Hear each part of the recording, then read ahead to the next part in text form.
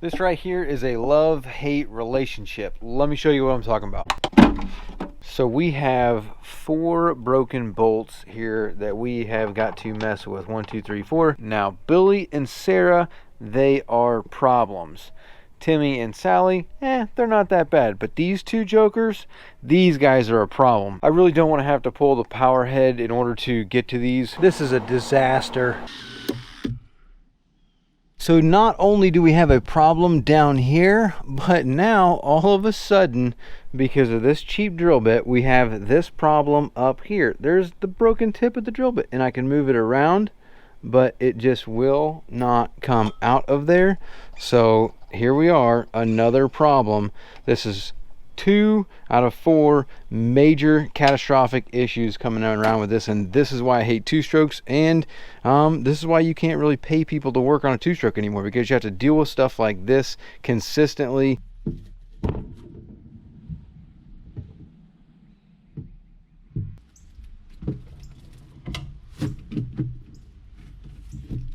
Well, we're definitely going to need to be using some RTV when we put this back together, or some Johnson Evinrude gasket sealing compound, something.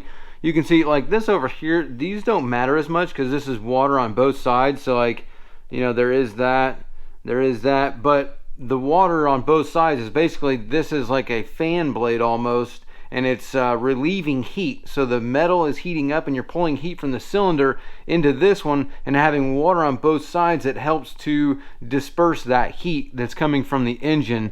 Now over here though, this is the exhaust and this is water, so you do not want these two to be connected. And we've got a couple spots that are starting to get pretty bad that are pitted. Like this one's almost through, but this one right here is actually through to the other side, so both these sides could connect through there. It's a problem nonetheless. So we're going to go ahead and fill this up with some RTV when we put the gasket back on there. Other than that, we are ready to go ahead and put our cover on there and put this power head back on the engine. I'm going to flip it up so we can see the base of the power head, where that fits onto the drive shaft housing. We want to look at that as well.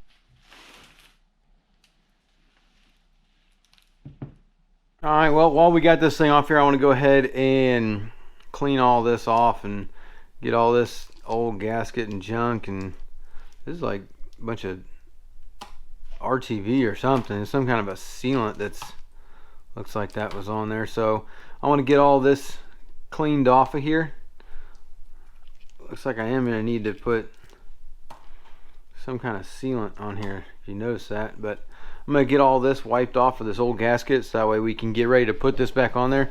I'm also going to go in here and kind of clean out, that's where the drive shaft's going to go, so I want to clean that out as well, and then we'll be able to put this thing back on the engine. Alright, on the bottom of the power head, we are looking pretty good. Everything looks pretty good. I got everything cleaned out. All my holes are all cleaned out. Everything's nice and clean. There's not really a lot of pitting to deal with. One thing that does kind of concern me is right here. I don't know if you can really see this, but down here there is a little bit of corrosion, like right there, that I'm not too happy about. So I think what I'm going to do, spray this out with some contact cleaner, and then I'm going to scrape it out with a pick and kind of clean it up the best I can. Actually, it looks like there's supposed to be a hole there, so I'm going to go ahead and leave that there. I'm not going to put any JB Weld on there or anything like that. I didn't realize that there was a passage there. I wish I would have not cleaned that out, so that way the rid line could have done that for us, but I wasn't sure, I didn't know, so started cleaning it, and boom, there we go. But now I'm going to go ahead, all this is all clean and ready to go. I'm going to go ahead and pick this up. We've got some gasket sealing compound, or basically form a gasket. This is the dry sealing stuff. We're going to go put the gasket on the outside unit, and then put some sealant around this rubber piece here, and go ahead and stick this down onto back on the engine.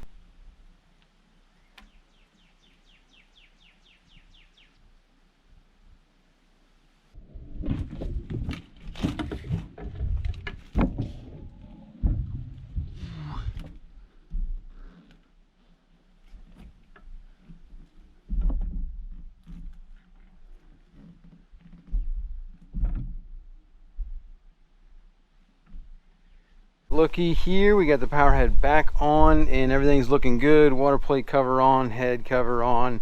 We're looking good. I'm ready to, I got the P-tube hanging out here, so we're gonna go ahead and hook up the rid line. I'm gonna run a cycle of water first and we'll see how it goes. We are in the process of flushing this out, but notice right here in the thermostat housing, there is a hole right there in the block. So that is actually wonderful now that we've actually got this thing all kind of blown out. Look at that. There's a hole right in the side and top of the block that's eating its way through, and as we flush it out, it just cleaned all that stuff off, and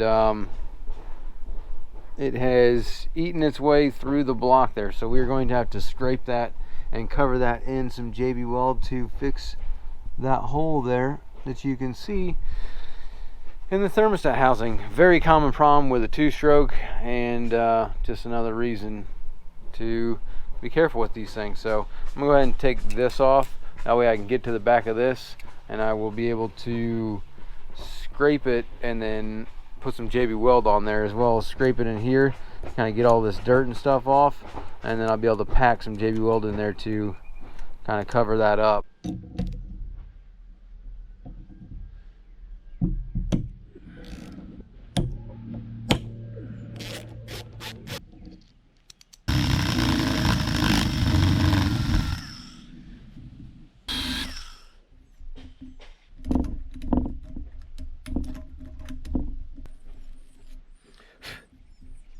Got her all cleaned up and scratched, got the inside cleaned up and scratched as best I can.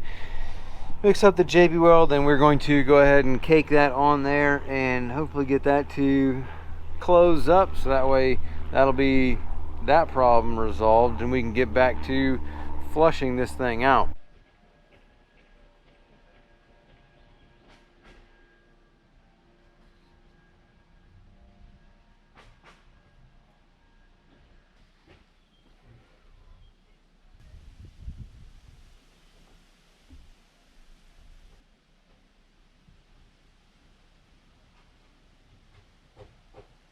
All right, and that is going to fix that.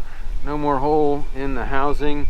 And then on this top side, just a little bit of a paint work on there. That'll be plenty. You like to extend it over the hole quite a bit just to give it more grip, and lay it on pretty thick. It is only keeping out water pressure, so our water pressure is probably, you know, anywhere from 2 pounds of pressure to 20 at the most, so it's not a lot of pressure to blast that out. That JB Weld is going to hold fantastically.